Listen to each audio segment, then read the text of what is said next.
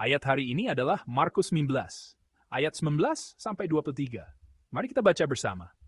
Kemudian serdadu-serdadu membawa Yesus ke dalam istana, yaitu gedung pengadilan, dan memanggil seluruh pasukan berkumpul. Mereka mengenakan jubah ungu kepadanya, menganyam sebuah mahkota duri dan menaruhnya di atas kepalanya. Kemudian mereka mulai memberi hormat kepadanya. Katanya, "Salam, hai Raja orang Yahudi."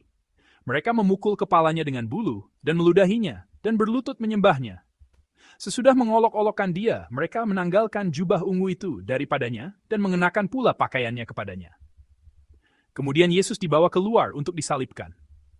Pada waktu itu lewat seorang yang bernama Simon, orang Kirene, ayah Alexander dan Rufus, yang baru datang dari luar kota, dan orang itu mereka paksa untuk memikul salib Yesus.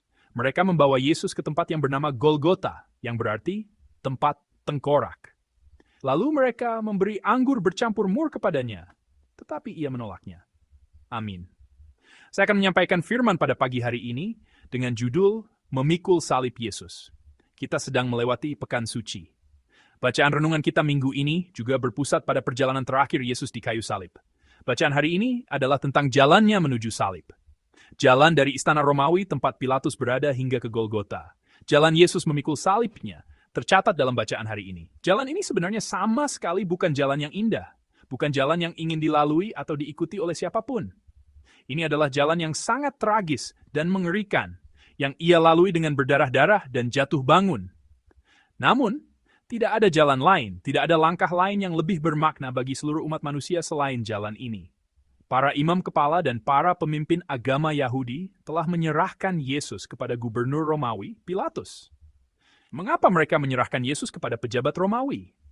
Padahal mereka bisa saja mengeksekusi Yesus sendiri. Saya pernah menjelaskan pertanyaan ini beberapa kali sebelumnya. Selama masa penjajahan, Roma menerapkan kebijakan untuk menghormati budaya, agama, dan hukum negara jajahannya. Hal yang sama juga berlaku ketika mereka memerintah Yudea. Roma menghormati agama dan Taurat yang dimiliki Yudea, dan mengizinkan orang-orang Yahudi mengadili hukum mereka di sini.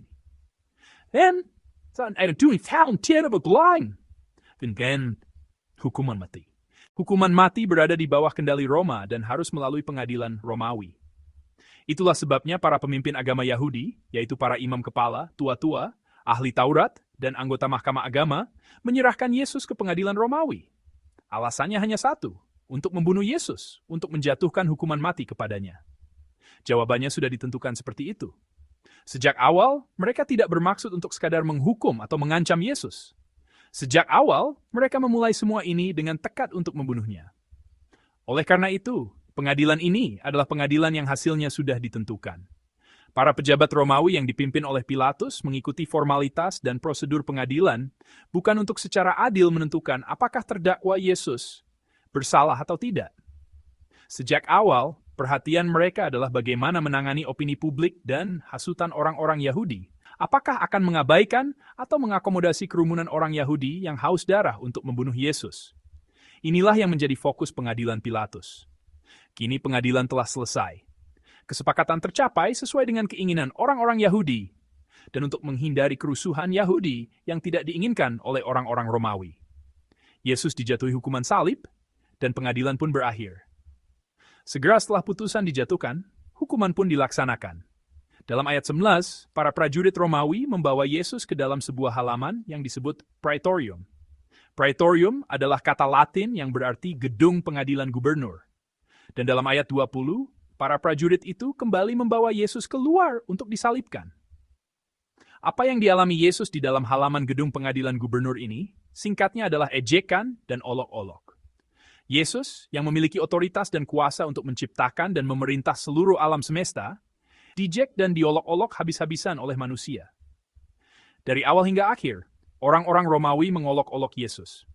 Mereka mengenakan jubah ungu, lalu menanggalkannya, mengenakan mahkota duri, memberi hormat seperti kepada seorang raja, dan memukul kepalanya dengan bulu. Mereka meludahinya dan berlutut di hadapannya sambil berkata, "Salam, hai Raja orang Yahudi." Ejekan terus berlanjut. Proses itu adalah sebuah adegan kekerasan yang kejam. Di sana, bukan hanya ada kekerasan fisik yang menimbulkan rasa sakit jasmani. Kekerasan mental yang membuat jiwa hancur juga terjadi tanpa ampun. Kekerasan tanpa pandang bulu dilancarkan terhadap tubuh dan jiwa Yesus. Yesus pasti merasakan penghinaan yang luar biasa. Tuhan kita menerima penghinaan ini apa adanya. Mengapa ia melakukannya? Mengapa Yesus menanggung dan menahan ejekan serta penghinaan seperti ini? Kita dapat menemukan alasannya dalam ayat 23. Mari kita baca bersama ayat 23. Lalu mereka memberi anggur bercampur mur kepadanya, tetapi ia menolaknya. Amin. Yesus menolak anggur yang dicampur dengan mur. Mur dikenal memiliki efek pereda nyeri dan pemati rasa. Memberikan mur kepada orang yang akan disalibkan mungkin dimaksudkan untuk sedikit meringankan penderitaannya. Tentu saja, jika orang yang akan dipaku itu meronta dan memberontak karena kesakitan, para prajurit yang memaku juga akan kesulitan. Jadi efek pemati rasa atau pereda nyeri mungkin akan sedikit meringankan pekerjaan mereka. Namun, Tuhan kita menolak anggur ini. Ia menolak jalan yang bisa sedikit mengurangi rasa sakit di antara jalan-jalan yang menyakitkan. Dan ia menerima rasa sakit dan penderitaan itu sepenuhnya dengan seluruh tubuhnya. Mengapa Tuhan kita menolak cawan anggur itu? Mengapa ia tidak menerima mur itu? Padahal ia bisa saja melakukannya. Hanya beberapa jam sebelumnya, Tuhan kita pernah memutuskan untuk menerima sebuah cawan. Sebenarnya, itu adalah cawan yang sangat ingin ia hindari. Cawan yang ia harapkan bisa berlalu begitu saja. Yesus berdoa agar cawan itu dialihkan darinya jika memungkinkan. Apakah Anda ingat cawan itu? Ketika berdoa di Getsemani, Yesus memohon agar cawan ini dialihkan. Namun sambil berdoa, Yesus menetapkan hatinya. Saya tidak akan menghindari cawan ini, tetapi akan menerimanya sesuai kehendak Bapa, cawan yang Bapa berikan. Demikianlah keputusannya.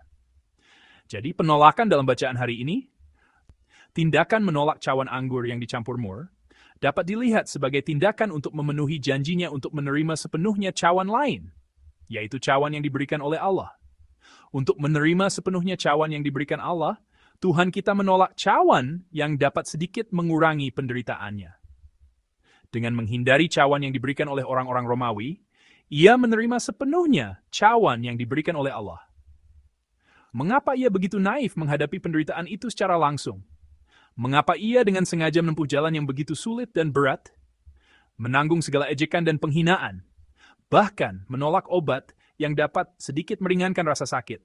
Ia mengalami penghinaan dan ejekan ini bukan karena ia tidak memiliki kuasa atau lebih lemah dari mereka. Jawaban atas pertanyaan ini adalah ini: semata-mata demi kita, semata-mata karena kita. Sebenarnya, Yesus bukan hanya tidak perlu dipaku di kayu salib, tetapi ia juga tidak perlu menanggung ejekan dan penghinaan. Yesus sebenarnya tidak perlu datang ke dunia ini dan tidak perlu mengenakan wujud manusia ciptaan. Ia tidak perlu datang ke dunia ini sebagai manusia ciptaan dan tidak perlu mengalami penderitaan dan kematian yang dialami manusia. Alasan Yesus yang seperti itu datang dengan tubuh manusia mengalami segala macam penghinaan dan penderitaan dan dipaku di kayu salib hanya satu, demi kita, untuk menyelamatkan kita. Untuk menyelamatkan kita, untuk memberi kita hidup, Yesus mengalami menanggung dan bersabar dalam semua hal itu. Saudara-saudari yang terkasih, para prajurit Romawi mengolok-olok Yesus. Ejekan itu adalah olok-olok yang mengatakan, "Raja orang Yahudi? Macam kau ini? Orang sepertimu mana mungkin seorang raja?" Namun raja yang sesungguhnya adalah seperti ini. Karena ia adalah raja yang sungguhnya, ia tidak menghindari dan menerima semua olok-olok dan penghinaan yang kejam itu. Karena ia adalah raja yang sesungguhnya, ia menerima cawan yang diberikan Allah. Karena ia adalah raja yang sesungguhnya, ia menolak cawan yang bisa mengurangi penderitaannya. Yesus menderita seperti ini karena kita. Tetapi bagaimana kita hidup untuk Yesus? Cawan apa yang kita coba minum dan cawan apa yang kita tolak? Bukankah kita adalah orang-orang yang hanya menginginkan cawan kemuliaan dan menolak cawan penderitaan? Seperti orang Kirene yang memikul salib Yesus menggantikannya mendaki bukit Golgota. Jalan mengikut Tuhan bukan hanya jalan kemuliaan, tetapi juga jalan yang menuntut kita menanggung penderitaan. Hari ini, marilah kita merenungkan Yesus yang memikul penghinaan yang kejam dan salib yang berat demi kita. Dan marilah kita hidup untuk mengambil bagian tidak hanya dalam kemuliaan, tetapi juga dalam penderitaan. Semoga hari ini menjadi hari di mana kita, seperti Tuhan kita, dapat membedakan dengan baik antara cawan yang harus diminum dan cawan yang harus dihindari. Saya memberkati Anda dalam nama Tuhan.